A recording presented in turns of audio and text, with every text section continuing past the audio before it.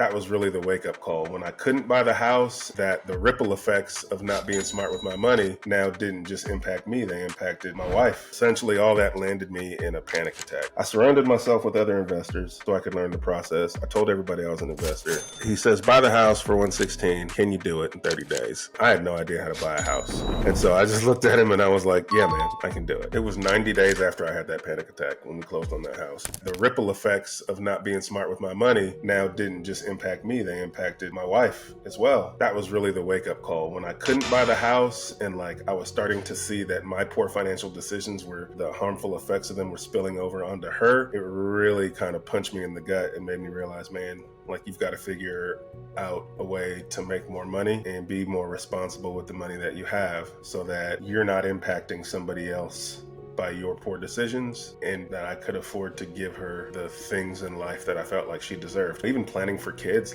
you start doing the math and I was like, man, I don't know how we're going to afford a kid. I don't know. Daycare is the biggest bill, it's bigger than a mortgage. It's crazy. I just didn't know how it was all going to work, and I started to freak out. Essentially, all that landed me in a panic attack. When you have a panic attack at 3 a.m. about not making enough money and you're freaking out, you don't know what to do. There's only one thing to do, and that's you sit there and you turn to the one place you would think to turn to for some answers. Begins with the G, Google. And so I Googled, how do I make extra money? And as I was Googling all of these buzzwords, I was noticing every search result had something that included an article or a story or a podcast about real estate investing. And I was like, well, what's all this about? And I started, 2 things happened. I watched a video about passive income. And essentially the video I watched, the guy was explaining just a really basic way of what passive income is, and it's just hey, you don't need to make $1 million to be financially free. If you can make enough money to cover your expenses, then technically you don't have to have a job. So if you only need $5,000 a month to pay your bills, and you can find a side hustle or a gig or a passive income stream that pays you $5,000 a month, well, technically you don't have to work. And I was like, that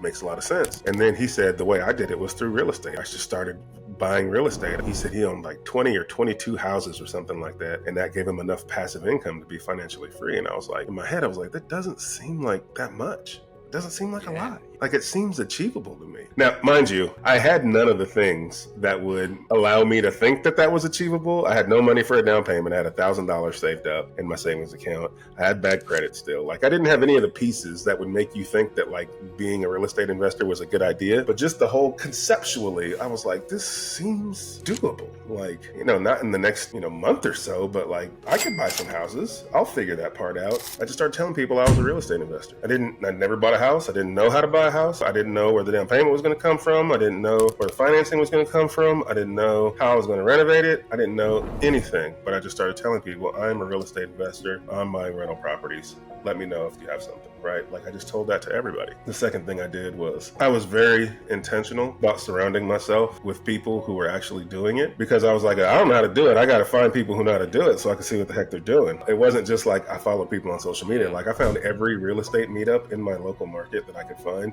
and I went to every meeting religiously. My local real estate investment group met 4 times a month. So they had a main meeting and 3 sub meetings under different topics. I went to every meeting. One of them was for builders and developers. I don't want to build or develop, but I didn't know what I didn't know at the time. And I was like, these people know more than me, so I'm gonna go sit my butt in this room and listen to them. I surrounded myself with other investors so I could learn the process. I told everybody I was an investor. That led me to my first deal. A buddy of mine heard that I was buying rental property. I worked with him. He was a friend of mine. He called me and he said, man, I'm in a tough spot with this house, with the house, my personal home. He had been renting it out for about a year and some change. And the guy was supposed to turn around and buy a certain date because he needed to go buy another piece of property and he needed this money. And the guy couldn't buy the house. And he was like, dude, if I can't sell this house in 30 days, I don't have the money I need to go buy this other property. Can you help me? It's just, dude, I'll sell it to you for cheap. As long as I can get XYZ amount of dollars out of it, then you can have it. I don't care what it's worth. So he was selling it to me for $116,000 and it was worth $165,000. He was like, that's all I need is to sell it for $116,000. So if you can close on it in 30 days, bro, you can have it. And I was like, all right,